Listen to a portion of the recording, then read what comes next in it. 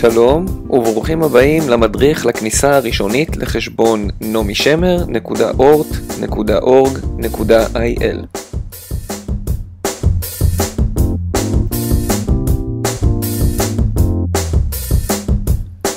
זהו מסך סטנדרטי ממוצע של Windows 7. המדריך הזה יעזר בווינדוס 7 כמערכת ההפעלה, אבל הוא רלוונטי גם למערכות הפעלה מתקדמות יותר כמו Windows 8. תחילת העבודה שלנו תמיד תעשה בעזרת דפדפן הגוגל כרום. אם עוד לא מותקן במחשב שלכם דפדפן מסוג גוגל כרום, אתם יכולים להוריד אותו בכתובת הבאה. לאחר שהורדנו את הדפדפן, ניכנס אליו ונרצה להגיע למסך הראשון של ג'ימייל, www.gmail.com. זהו המסך הראשוני. כמו שאתם רואים, עמוד הבית הרגיל של ג'ימייל. איתו אנחנו נשתמש להיכנס כל פעם לחשבון המשתמש שלנו. בשדה האימייל נקליד את הכתובת שקיבלנו. לא לשכוח, שטרודל nomiShemer.ort.org.il. סיסמה. הסיסמה שקיבלנו ממנהל התקשוב היא סיסמה ראשונית, אותה נצטרך להחליף בכניסה הראשונה שלנו למערכת.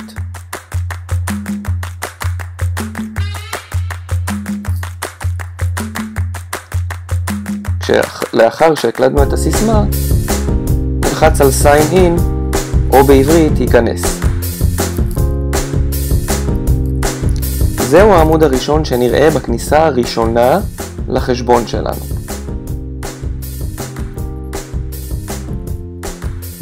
נגלול למטה.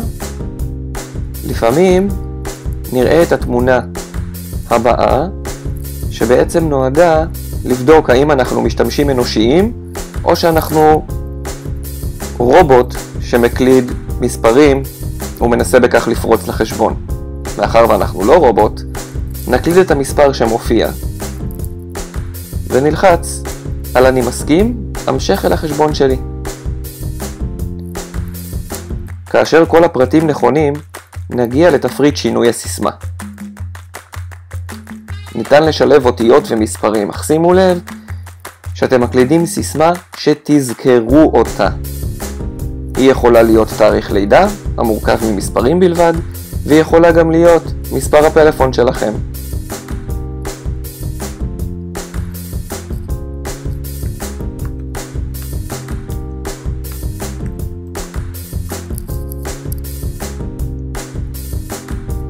שימו לב, שיניתי את הסיסמה, הוא טוען את החשבון שלי, וכרגע נכנסתי לתיבת הדואר של nomiShemer.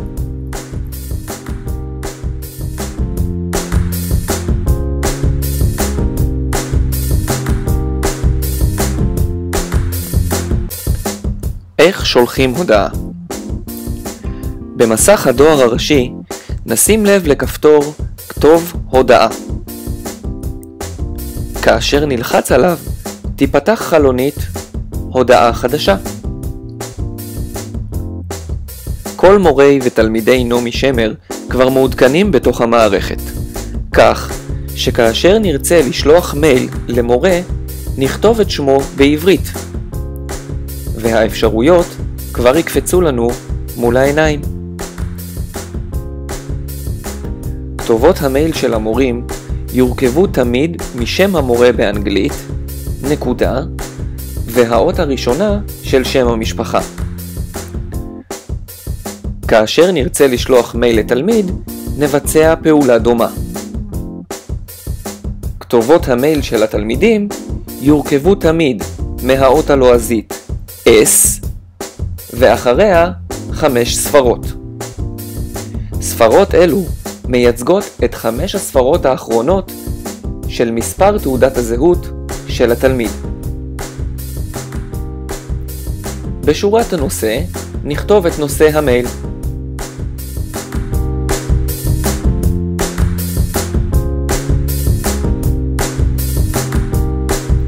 בגוף ההודעה נקליד את המלל הרצוי. בסרגל התחתון של חלונית ההודעה מצויות מספר אפשרויות. לחיצה על אפשרויות עיצוב תפתח לנו סרגל עיצוב המוכר לנו מתוכנות כמו הוורד של אופיס.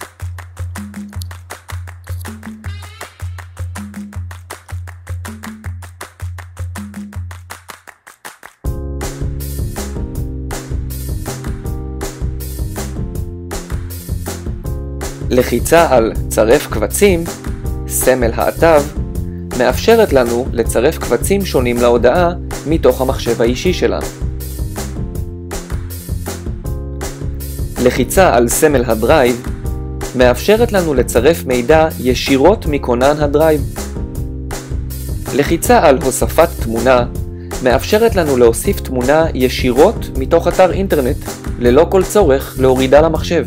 לחיצה על הוספת קישור מאפשרת לנו להוסיף קישורים שונים, למשל לכתבות מאתרי חדשות או סרטונים מיוטיוב.